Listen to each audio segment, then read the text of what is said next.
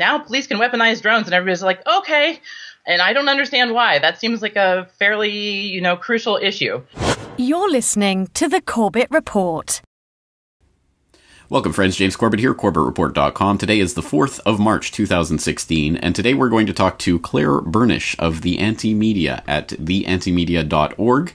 You might remember Claire from our previous conversation last August about Nestle's water scandal in California.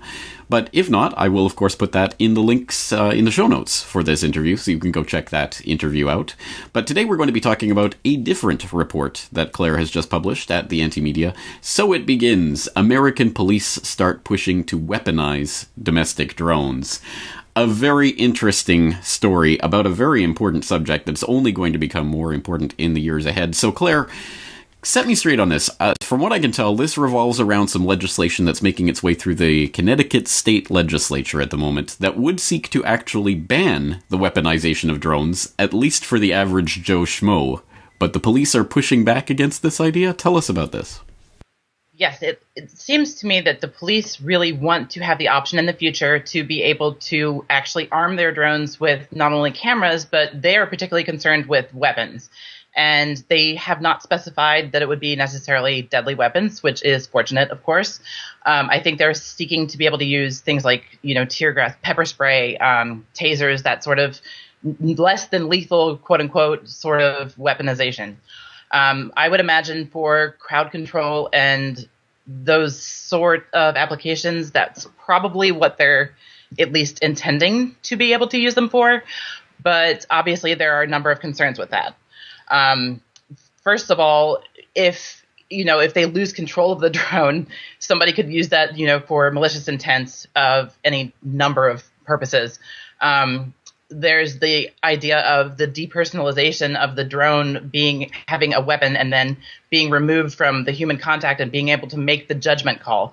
Somebody sitting in a control room is not having the personal interaction that they would be having with a crowd or with individuals. So that is a great concern. The main concern of the bill was to outfit the drones with cameras. And that, of course, brings up a number of privacy issues for individuals and spying and, everything else. So that's bad enough. But the idea of putting weapons on a drone to me, it just strikes me as a really bad idea. Autonomous flying robots with guns that can kill people? No, what could possibly go wrong? Yes, I mean, it is a nightmare scenario out of nightmare science fiction, but it is actually being talked about right now. And there's some interesting quotations from the police officers in the Fox report that you linked to reporting on this. For example, one police representative saying that, well, what if there's, someone with a bad drone that's going to try to, ram it into a plane or something like that? We have to have weapons to stop them. Of course, it will be framed in that way. Now, I understand that this is not the first such legislation that's going through in the U.S. right now. There's also been legislation that was passed last year in North Dakota with regards to weaponization of drones. Yes, and North Dakota has made legal what's being proposed or what the police want in Connecticut. So in North Dakota, it is now legal for police to arm and use drones that have less than lethal weaponry. All of the same concerns, and particularly considering that tasers, which they have legal leeway to now do that, tasers are not exactly a non-lethal option. I was reading in The Guardian today that as of November of last year, there were at least 47 deaths by police taser. They use the taser as if it is a non-lethal option, but that's not always the case. So when something goes wrong, it's just like shooting a gun. And they are not being as discretionary with the tasers because they kind of have this assumption that they're less than lethal, and that's just not the case. So the North Dakota law originally was supposed to be against, these laws are supposed to be against like protecting privacy and things. And now they're just really arming the police with these less than lethal options. And, one state has done it, Connecticut, now they're pushing for it there. That this is going to end up all around the country. And there are fears that if they're going to arm them with less than lethal weaponry, then what's to say that they're not going to arm them eventually with guns and, anything else. So this is a big concern. I get that local policing matters would fall under the jurisdiction of state legislatures, but wouldn't these issues impinge on federal issues? Wouldn't the FAA or some sort of federal agency try to be getting its beak into here to regulate it across all of the states? they're supposed to have clearance from the FAA to fly drones. I mean, this is sort of a legal gray area at the moment. They're also supposed to have the idea is they're supposed to have warrants in order to use the drones for at least for the cameras. It's not really clear yet, and I think that because it's not being decided federally and actually being decided on a state level, this is where the problems are going to erupt, and there are going to be discrepancies state by state. The states that are more apt to protect privacy rights are probably more apt to also protect the crowds from being tasered by a drone. We have to kind of wait and see. Probably it's going to take, not just North Dakota and Connecticut, but it will probably be quite a number of states before eventually there has to be some sort of federal legislation on this. Well, I'm all for decentralization as much as possible, but one can imagine the first time a drone kills a person, there's going to be a national debate about this and some attempt to regulate it nationally, so it's going to happen at some point. Do you know of any other impending legislation right now in any other state legislature?